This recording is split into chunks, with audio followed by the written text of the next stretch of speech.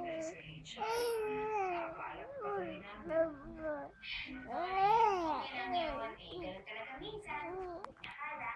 Di ba may madami namamatay sa maling akala? Sige, Joma. Gatungan mo pa. Sandali, kaya muna na ako sa loob. Baka may isa pang problema. Kasi sabihin na kailangan. Okay na. Sige, bye, Dory. Paalam ka sa kanya. Ay, Joma. Pwede ba? Dumakas muna tayo ng loading station. Sige, sige.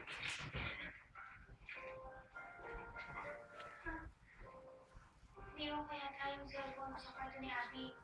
Sige, papuko ka, Doris. Hindi na nito. Pwede mo ako na lang. Pwede mo pahawak. Sige. Pabay ko sa net. Pwede ko ulit.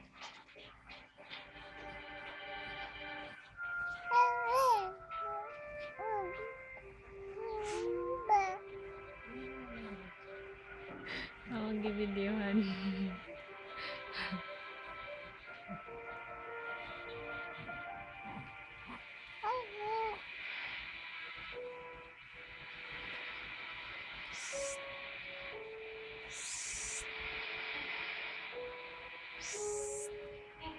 Baby, sorry, nagising pa kita. Baby. Maya, I had the Baby.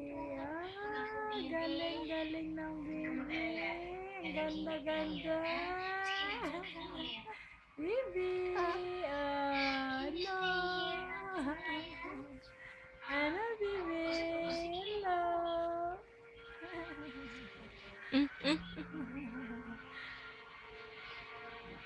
Ano ba yung panaginip ko kasi?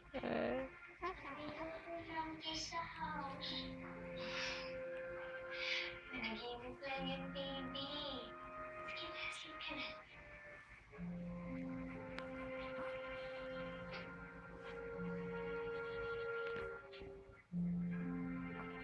Joey, sorry may mga tao. Bigyan mo kasi kami nandun eh. It's okay. Ba't na kayo ni Tito?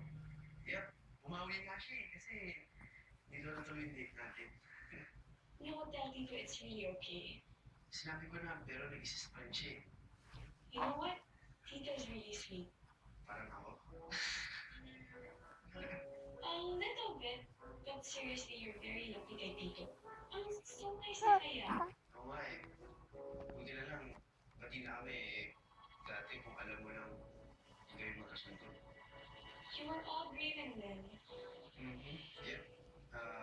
Buti na nakabuko na talaga ng totally si Dad. That's a good thing, right? Of course. Bye-bye na, baby. Bye-bye, taingan.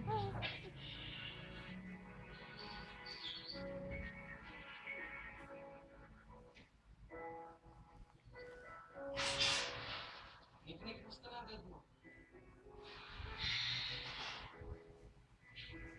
He's better now.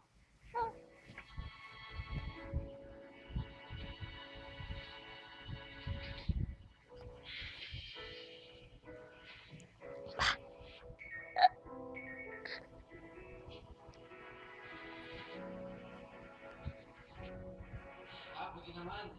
Akala ko kung ano na nangyari. Hindi nga nag-reply si Paul eh.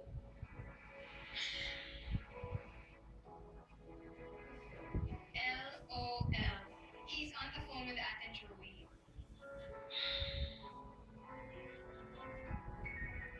Ba't di ko naisip eh?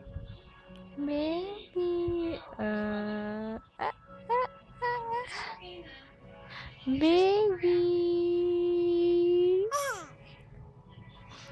Baby.